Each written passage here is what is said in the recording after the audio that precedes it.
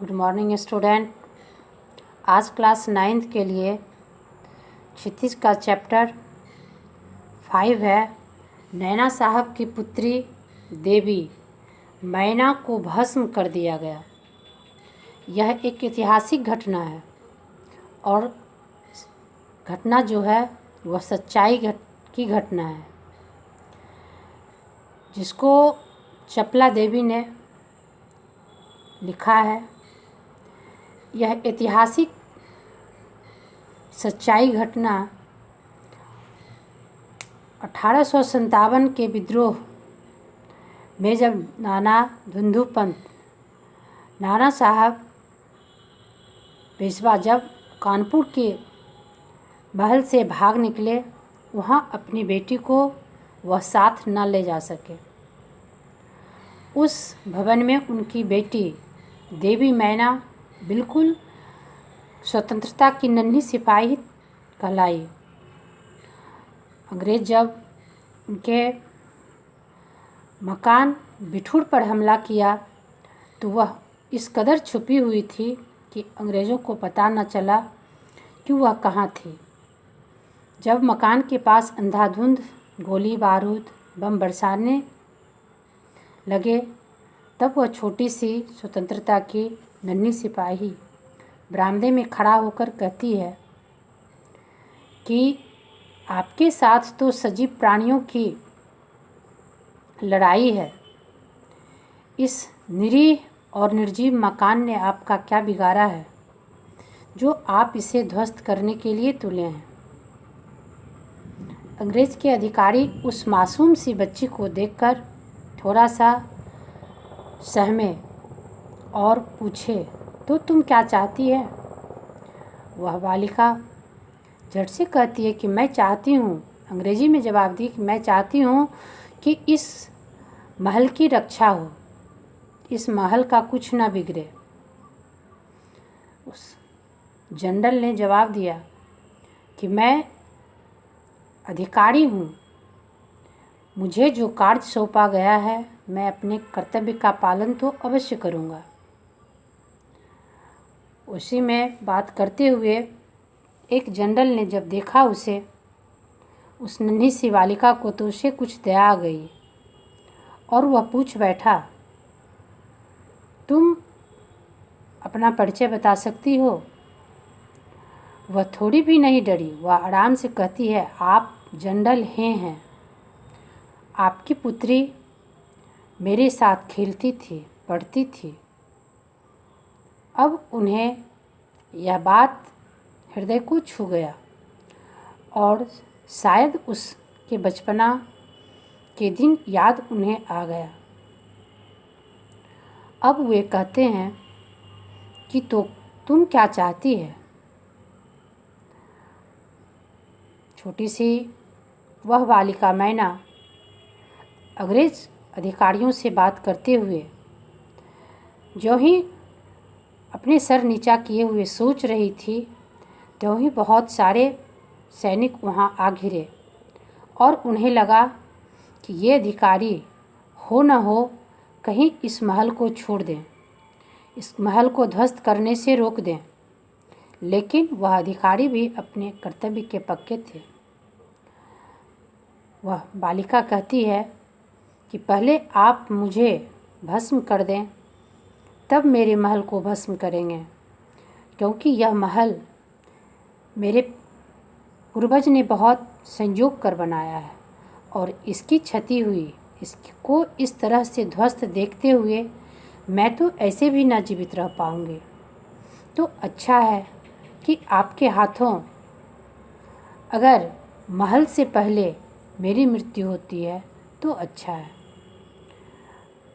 General अपनी बात पर अडिग रहे। वे हमेशा उसे यही सांत्वना देते रहे कि मैं अधिकारी हूँ, मैं अंग्रेज के कार्य को पूरा करने के लिए यहाँ आया हूँ, इसलिए मैं अपने कर्तव्य का तो पालन करूँगा ही। धीरे धीरे सारे सैनिक एकत्रित हो जाते हैं। वहाँ वह देवी स्वरूप बालिका अकेली बचती है। उसे इधर उधर यत्र तत्र देखते हुए कुछ नहीं मिलता है। जब वह अपने भवन के टीले पर ऊंचे गुंबद पे जाके बैठी, उसे लगा कि यहाँ तो मेरा कुछ नहीं है और मैं यहाँ किसी का कुछ बिगाड़ भी नहीं सकती हूँ। लेकिन वह निर्मम हत्या करते हुए थोड़ा भी उस लोगों का हृदय द्रवीभूत नहीं हुआ और उस नन्ही सी बालिका को जलाकर राख कर दिए और महल ध्वस्त हो गया। इतिहास की यह सच्ची घटना। चपला देवी ने इतिहास में अनेक रचना नहीं की है, उनकी जानी मानी अन्य पुस्तकें नहीं हैं, लेकिन यह जो घटना प्रस्तुत किया है यह वास्तव में मार्मिक है, हृदय को छूने वाली है कि एक नन्ही सी छोटी बच्ची अपनी महल की सुरक्षा के लिए कितना साहस और धैर्य का परिचय दिया और उसको अपने घर से, अपने पूर्वज की संपत्ति से कितना लगाव था। वह बेझिझक कह बैठती है कि पहले मेरी हत्या हो जाए तब मेरा मकान ध्वस्त हो। इस छोटी सी बालिका के जवाब से यह पता चलता है कि बच्चे कितने संस्कारवान थे, क्योंकि उसने अपनी आत्मरक्षा की मांग नहीं की। उसने जब भी बात किया अंग्रेज अधिकारी से तो यह कहते हुए कि यह मकान तो निर्जीव चीज़ है, इसे दर्द की क्या पता होगी, आप चाहे इसको ध्वस्त कर दें या विलीन कर दें, इससे इस मकान को क्या वास्ता है। इससे पता चलता है कि उसे हमदर्दी थी, उसे अपने पूर्वजों के किए हुए कार्य से बहुत ज़्यादा लगाव था। वह उसको मटियामेट होने से रोकना चाहती थी, लेकिन जब उसके बस से यह बाहर की बात थी तो वहाँ अपने जान की परवाह नहीं की, उसने अपने प्राण की भीख नहीं मांगी। यह तुलना करने लायक उदाहरण है कि एक छोटी सी बच्ची के दिल में यह जो बात आई कि अपनी प्राण की रक्षा से अपने पूर्वजों की रक्षा, अपने पूर्वजों की कीर्ति, अपने पूर्वजों की यादाश्त को बचा के रखना ज़्यादा कारगर है। इसलिए वह जो जवाब रखती थी, इससे अंग्रेज अधिकारी भी थोड़ा अपने आप में सहमे हुए थे।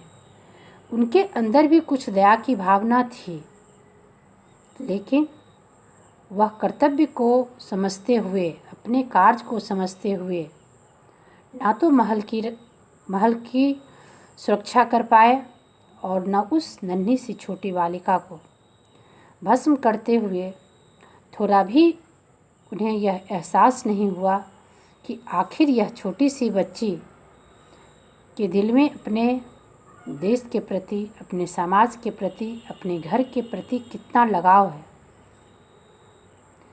तो इस कहानी को चपला देवी ने जो आपके सामने प्रस्तुत किया है, इसके पीछे भी एक रहस्य है कि आप स्वभाव से स्वार्थी ना हो। आपके अंदर यह बात छिपी होनी चाहिए कि आप जहाँ से जुड़े हैं, जिस घर परिवार, जिस समाज, जिस राष्ट्र से जुड़े हैं, वहाँ आपकी हमदर्दी होनी चाहिए। कहानी में यह प्रत्यक्ष या अप्रत्यक्ष यह स्पष्ट कर दिया गया है कि हमें स्वभाव से स्वार्थी नहीं होना चाहिए। अगर वह नन्ही सी छोटी बालिका अपना स्वार्थ व्यक्त करती तो पहले अपने जान की सुरक्षा चाहती। हो सकता था कि अधिकारी उसके महल को ध्वस्त करके चले जाते और वह कहीं छुप जाती, लेकिन ऐसा उसने नहीं की। भले ही उनके पिता नाना साहब उन्हें भूल से छोड़कर महल में चले गए थे, एकाएक निकल चुके थे, लेकिन वह कितनी कृतज्ञ थी कि अपने पिता के किए हुए भूल को भी इतिहास में साक्ष्य के रूप में प्रस्तुत की। उसने महल की सुरक्षा का प्रस्ताव पहले रखी। तो आपको इस कहानी के माध्यम से यह सीख दी जा रही है कि जिस तरह उस अंग्रेज़ अधिकारी ने अपने कर्तव्य का बोध समझा कि हमें अपने कर्तव्य का निर्वहन करने के लिए यहाँ भेजा गया है, तो मैं महल को भी ध्वस्त करूँगा और तुम्हें भी जला मारूँगा। उसी तरह वह छोटी सी बच्ची ने भी उसे जवाब दिया कि पहले मेरी महल की रक्षा हो तब मेरी, जब मेरी महल की रक्षा ना होती है तब मुझे जलाकर राख कर दें, मुझे कोई परवाह नहीं है। यह एक वास्तविक घटना है। इस कहानी को पढ़कर आप इससे सीखेंगे कि बच्चों में भी राष्ट्र की भावना कितना भरी होती है। वीडियो के अगले भाग में और बताया जाएगा। धन्यवाद।